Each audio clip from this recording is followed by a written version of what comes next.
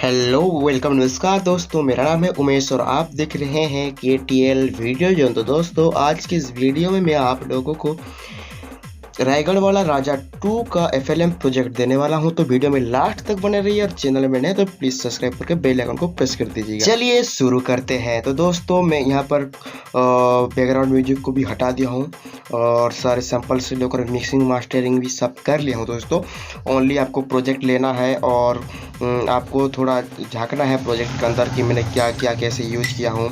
देखिए झुमका वगैरह, ठीक है। और मैंने सैंपल को भी पहले से पूरा मास्टरिंग करके रखा है, पूरा ऑलरेडी सेट करके रखा है और सब कुछ बजा के भी रखा है, ठीक है दोस्तों। तो थोड़ा आप जब देखेंगे तो मिक्सिंग कैसा हुआ है आप थोड़ा देख के सीख सकते हैं। इसी की वजह से मैं आप लोगों को FLM प्रोजेक्ट देता हूँ, ठीक है दोस्तों।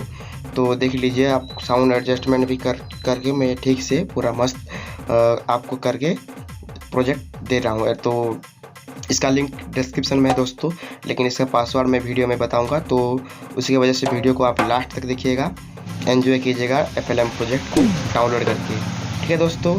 तो चलिए मैं प्ले करता हूँ।